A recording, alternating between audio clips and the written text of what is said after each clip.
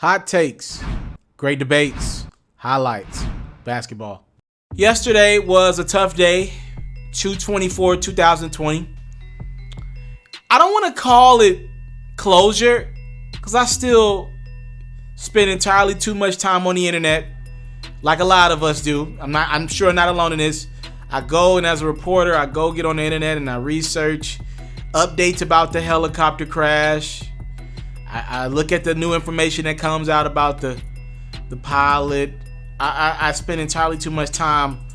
And here's where it gets sick. I'll actually, and I know I'm not alone in this. This is the only reason why I'm telling this on camera. I actually go and watch the flight trajectories. I watch the videos of how they believe the flight went about. The one that was on January 26th of 2020 that took the great Kobe Bryant, his daughter Gianna Bryant, and 7 others' lives. I go back and watch the simulcast of that helicopter crash over and over again. Still trying to put together details, trying to figure out the headspace of the pilot. And I do think it's a sickness that we're so infatuated with death. But I'll have to admit I've done so much time and spent so much of my time researching it. I don't know if yesterday's memorial service at Staples Center was closure for me, but it did something for me. I can't really define what that something is yet, but when I figure it out, I'll let you know. I think what it is right now, all I can think of is I've seen some very strong people hold it together to speak about a person that meant a lot to them. Look, my whole life around my peers, I have been the biggest Kobe Bryant fan, but what I had to realize is as big as my love was for Kobe Bryant, there were a lot of other people out there that had way deeper ties, way deeper connections, and there were even fans that loved Kobe more than I did, and I had to realize that, right? As much as I love this man, selfishly, I want to believe I was the biggest Kobe fan out there, but it does my heart well knowing I'm not alone in this grieving process, and there are other people who have real emotional ties that actually knew this guy in person. Me just being selfish over the memories that I had with Kobe Bryant as the basketball player. You know, it makes me feel better knowing that I'm not alone in this grieving process and knowing that there's a family out there that is really going through it right now. As the memorial service took place, I want to start with Vanessa Bryant. Vanessa was so strong, the wife, now widow of Kobe, getting up there and speaking about her late husband and her now late daughter. And I thought she delivered great words, putting in, things in perspective, what the last few weeks of her life has been like. Vanessa didn't owe us a memorial service for Gigi or Kobe. Kobe gave us he gave us 20 years of his life as entertainment. That's more than enough. At the end of the day, basketball makes a lot of people rich. The NBA makes a lot of people rich. But at the end of the day, it's entertainment for us. And Kobe gave his body as entertainment for us for 20 years. And we know, unlike a lot of other athletes out there, Kobe dedicating his life to the game of basketball, his first true love, is a lot more than what a lot of other athletes do, or whatever your career is. Kobe was dedicated, waking up at 4 a.m. every day to give the game of basketball that love and passion that he gave it. And he was still new, relatively speaking, to full-time father, full-time husband. He was a girl dad. And Vanessa owed us no memorial. Maybe she wanted to do it. Whatever she wanted to do, obviously, we'll take what we can get right now. But yesterday's memorial, it was so special how Vanessa got up at that podium with all those roses around her. Every celebrity you could think of there. Anybody attached to Kobe pretty much was there.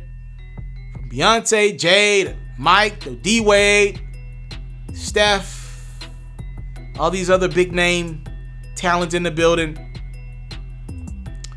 Magic Johnson. There's just so many, the list goes on. Rob Pelinka, moderated by Jimmy, who had a relationship with Kobe. Diana Taurasi was great. Shaq was great.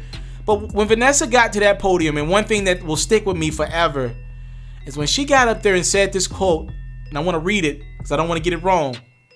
She said, God knew and she's speaking about Vanessa and she's speaking about Gigi and Kobe, excuse me. She said, God knew they couldn't be on this earth without each other. That literally tore my heart up. That one tore my heart up. These two basketball lovers, they just couldn't do this thing called life without one another.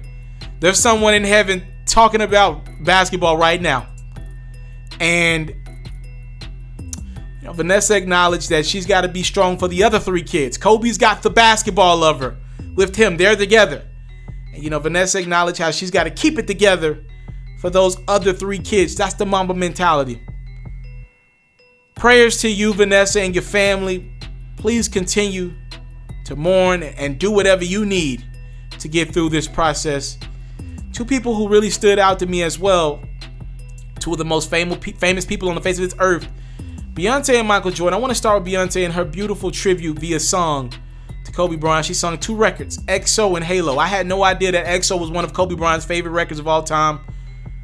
Look, Beyonce ain't getting up there and doing that for anybody, but if you think about it, Beyonce and Kobe Bryant, their legacies kind of align with each other. If you look at the age where they became stars, and if you look at their ages are close together, and when they became superstars in the late 90s, and how they've both been famous for so long since, I'm not saying that they're similar, but their legacies kind of align in the same timeline. And Beyonce knew Kobe. I remember back in the day, Beyonce's dad played Kobe one-on-one, and Matthew Knowles was giving it to Kobe a little bit. There's video of that online, and to see Beyonce get in front of that arena at Staples Center and seeing that EXO. Halo was great, don't get me wrong, Halo was beautiful. But I had never heard that EXO record, and listening to Beyonce sing that song and switching out lyrics to be respectful to Kobe, Gigi, and the 7 others a part of that tragic helicopter crash heard around the world on January 26th. It was so beautiful from Beyonce.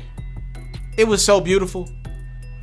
And gosh, she's got such a beautiful, soulful voice. And I keep playing that performance back over and over. I done watched that thing about 10 times already, just listening to the lyrics with the choir, backpedaling Beyonce. It was so beautiful.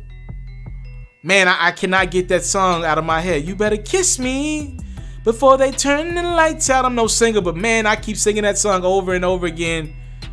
Over and over again. And the thing that topped it off for me was the GOAT, Michael Jordan, getting in front of that arena and crying again, acknowledging, this is the second time y'all got me with these tears, and only Kobe could get me to cry again. I know I'm going to become another meme for a few more years, but it's okay because Kobe's getting these tears up out of me. I really believe Michael Jordan has so much left in the chamber to tell us. This is an all-time, not just a legend in basketball, but off the court. This is an all-time businessman with some of the greatest shoes we've ever seen. One of the greatest brands we've ever seen. And I just know when I hear him talk, I just wish we hear more from this basketball owner. We see so much Mark Cuban. We see Dolan. We see so much of so many other owners around the NBA and obviously the NFL. We see a lot of owners speak and talk more. I want so much more from the greatest basketball player of all time. And hearing him talk about, him and Kobe and how Kobe was always little bro. I believe there's a 19-year age gap, at least somewhere around there, 18, 19, 20 years age gap. I know Mike's 60, Kobe's 41 right now. Yeah, so Kobe's got a birthday August 23rd. So it'll be 18 years between the two. It was so beautiful hearing Michael Jordan even telling the truth in front of Vanessa and everybody there. Mike was open and honest about how Kobe he bothered him. He was an irritant to him, texting him in the middle of the night, asking him for tips about basketball. Kobe, he copied and mimicked Michael Jordan to a T. The greatest replica we've ever seen of Michael Jordan, to the point where some people think Kobe's offensive game surpassed Mike. That is subjective, obviously. It was so beautiful to see Michael Jordan hit that stage and to make us laugh. He was the one that made me laugh during that tribute. Nobody else made me laugh, but Mike made me laugh as he shed tears in remembrance of his little brother, as he called him, Kobe Bryant. Such a beautiful tribute that I'll take that one with me. It wasn't a lot of tears from me yesterday, as this has been a tough process for me. And like I said earlier, I even think it's selfish for me to be mourning in the way I am, because I never met the guy. All I got is memories, so many memories, but nevertheless, they're memories. And what I had to learn, and hopefully this helps you if you're grieving right now over the death of Kobe Bryant or maybe someone else, because I don't grieve over celebrities often, but this one was my Superman.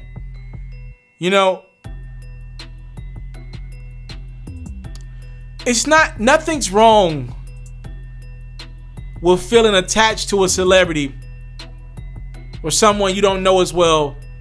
Nothing's wrong with getting emotional, because to you, those memories meant everything. For me, staying up late at night, I was a kid. I had a bedtime. I had to be in bed by 10 o'clock, 10:45. Y'all know, if you're from the South or wherever, y'all know how late those West Coast games are. Kobe was always a Laker, so if you want to see Kobe during the week at home in Staples Center, you had to stay up late at night. I had to sneak up. I had to sneak the TV on, a lot of times without volume. Those memories mean the world to me. Watching Kobe score 81, watching Kobe beat Phoenix to go up 3-1 with a game-tying shot in regulation and the clincher in overtime. So many rivalries, watching the Kobe and Shaq eras I grew up. I don't feel bad for mourning over somebody who's giving me more memories than most of my family members had. No matter which way you look at that, maybe you look at that as crazy, but it's my truth. So I'm just telling you, you shouldn't feel bad for mourning this all-time figure in Kobe Bryant. I want to again say rest in peace to the late, great Kobe Bryant. Rest in peace to Gigi, who was going to be, in my estimations, an all-time talent. You heard Diana Taurasi say it. She already had a fadeaway in middle school. Again, prayers to everyone involved in this helicopter crash, to the families. Bless the souls of the non-victims. Rest in peace, Gigi. Rest in peace, Kobe Bryant. Job well done on that memorial yesterday. Everything was absolutely beautiful. Mamba, we miss and love you. With mission number 24. You into sports, we got you. NFL news, I got you. NBA news, NBA highlights, NBA full coverage, feature stories, all that great stuff, I got you. We even got a little bit of Madden and 2K mixed in. Subscribe to this platform, and I got you. More quality content on the way. Subscribe.